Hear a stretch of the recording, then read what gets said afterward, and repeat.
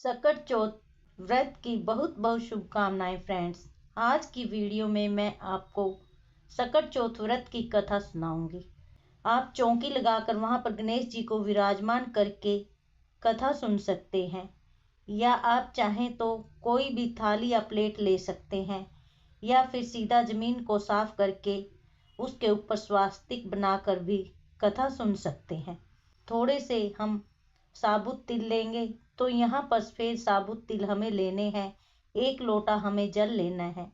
अब कहानी सुनने के लिए हम सबसे पहले गणेश जी को तिलक कर देंगे। उसके बाद जल का लोटा हमने लिया है, उसे हम तिलक कर देंगे और फिर हम अपने आप को तिलक कर लेंगे।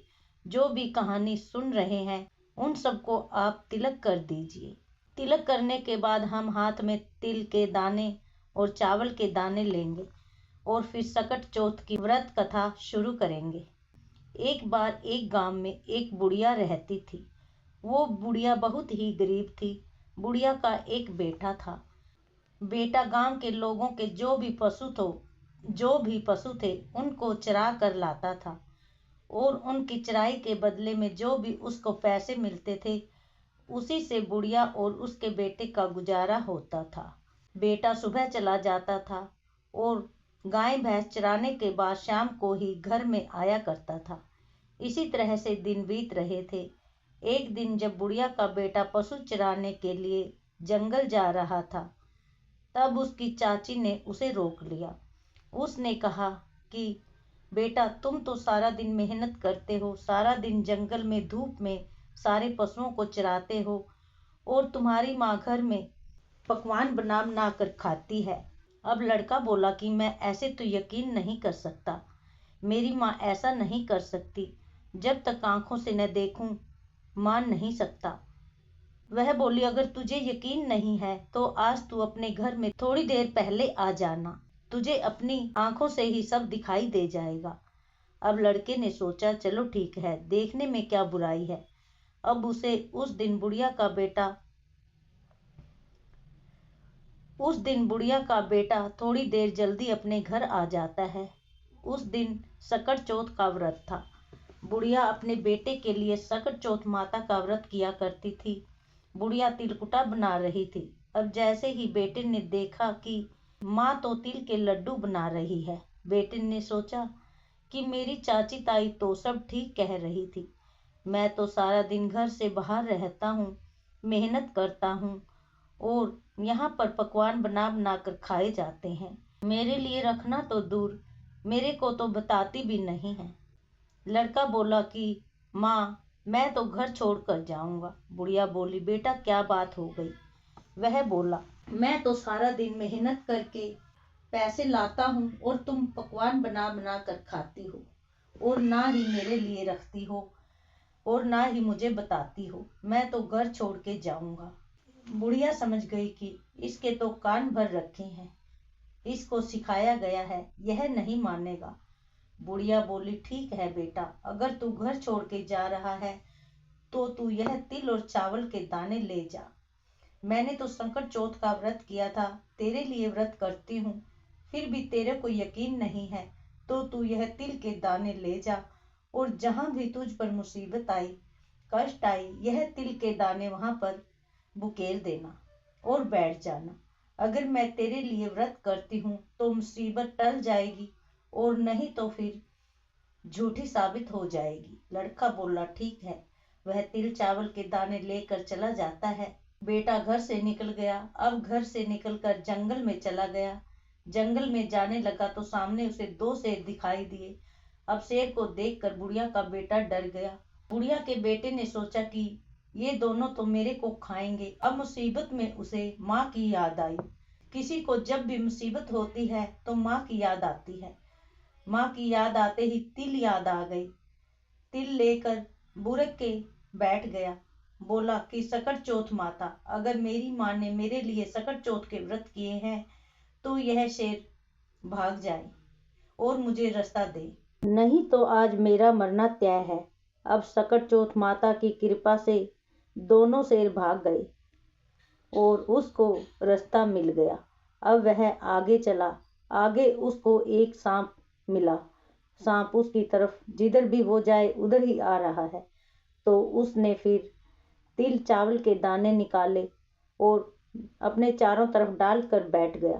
फिर उसने बोला कि हे सकटचोथ माता, अगर मेरी माँ ने मेरे नाम के व्रत किए हैं तो यह सांप रस्सी बन जाए। और वह सांप रस्सी बन गया। फिर उसे रास्ता मिल गया और वह चला गया। आगे फिर चला तो उसे एक रास्ते में नदी आई, बहुत तेज लहरों से बह रही थी। उसने सोचा कि अगर नदी पार करूंगा तो डूब जाऊंगा। उसने फिर तिल चावल को निकाला और फिर उनको डाला कि मेरी माँ अगर मेरे लिए व्रत करती थी तो यह नदी 2 भागों में बट जाए और मुझे रास्ता मिल जाए। फिर ऐसा ही हुआ, नदी 2 भागों में बट गई, बीच में रास्ता निकल गया, वह दूसरी तरफ पहुंच गया। अब चलते चलते उसने देखा कि एक बुढ़िया पूड़े बनाती जा रही है और रोती जा रही है।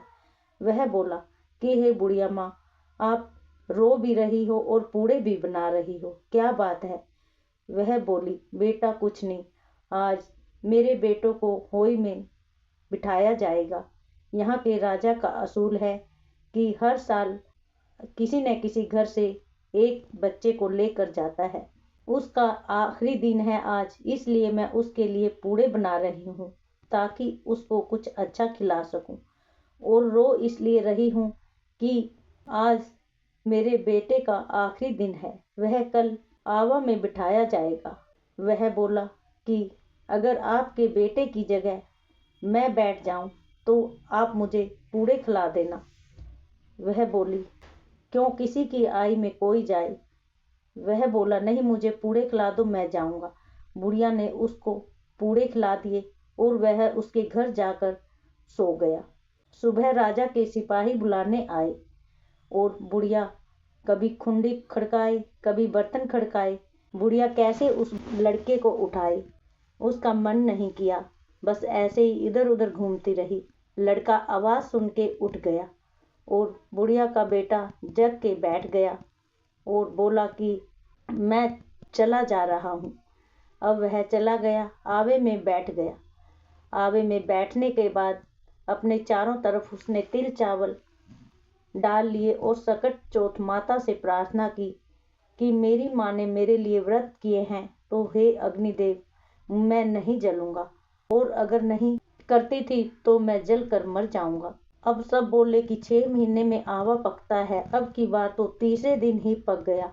अब राजा को बुलाया गया। राजा ने सिपाहियों से कहा कि मटकों को उतारो। जैसे ही मटकों को उतारने लगे, अंदर से बुढ़िया का बेटा बोला, भाई धीरे धीरे उतारो। अंदर से आवाज सुनकर सब डर गए और मटके छोड़कर दूर भाग गए। राजा ने तलवार निकाली कि बोल, तू कौन है? भूत है, पिशाच? बुढ़िया का बेटा बोला, महाराज मैं ना भूत हूँ ना पिशाच, मैं तो बुढ़िया का बेटा हूँ जो तुमने औवे में बिठाया था, वही हूँ। मेरी माँ मेरे नाम के सकट चौथ के व्रत करती थी। चाची ताइयों ने मेरे कान भर दिए तो उनकी सीख में आकर मैं घर से निकल गया था, इसलिए यह तिल और चावल के दाने दिए। कह रही थी कि जहाँ भी मुसीबत आए तो अपने चारों तरफ डाल लेना। तो मैंने ये डाल लिए दाने, तो चौथ माता की कृपा से मैं जिंदा निकल गया हूँ और मैं अग्नि में नहीं जला। राजा बोला कि मैं तो अपनी लड़की की शादी इसी के साथ करूंगा जिसे अग्नि भी नहीं जला सकती। ऐसा ज्वाई कहाँ मिलेगा? राजा ने अपनी बेटी का विवाह उससे कर दिया और उसको खूब सारा धन देकर विदा किया। जब लड़का अपने गांव में पहुंचा तो उसने पहले सिपाहियों को भेजा कि मेरी माँ को खबर दे दो कि तुम्हारा बेटा आ रहा है। सिपाही देखा कि उसकी माँ तो अंधी हो गई है। वो बोले कि तुम्हारा बेटा आ गया है। बुढ़िया बोली, नहीं, मेरा बेटा कहाँ से आएगा, वह तो बहुत दिनों से गया हुआ है, पता नहीं जिंदा भी है या नहीं। वो बोले, नहीं नहीं, आ रहा है।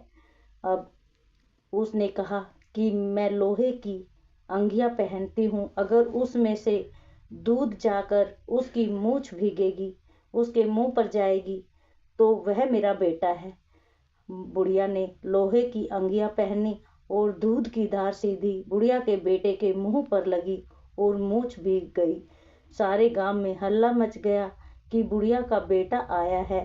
सकट चौथ माता की कृपा से बुढ़िया को दिखाई भी देने लग गया। राजा ने सब जगह ढिंडोरा पिटवा दिया कि सभी सकट चौथ माता का व्रत जरूर करें। बुढ़िया के साथ जैसे पहले हुआ वैसा किसी के साथ मत करना, और जो बाद में हुआ वैसा सबके साथ करना। कहानी कहते सुनते हुंकारा भरते सब पर अपनी कृपा दृष्टि बनाए रखना और सबकी मनोकामनाएं पूर्ण करना। बोलिए सकट चौथ माता की जय। हरिओम। एक बुढ़िया माई थी, मिट्टी के गणेश जी की पूजा करती थी। रोज बनाए रोज गल जाए। एक सेठ का मकान बन रहा था। वो बोली, मेरे पत्थर के गणेश बना दो। मिस्त्री बोले, जितने में हम तेरा पत्थर का गणेश घड़ेंगे उतने में तो हम अपनी दीवार चीनेंगे। बुढ़िया बोली कि राम करे तुम्हारी दीवार टेढ़ी हो जाए। अब उनकी दीवार टेढ़ी हो गई।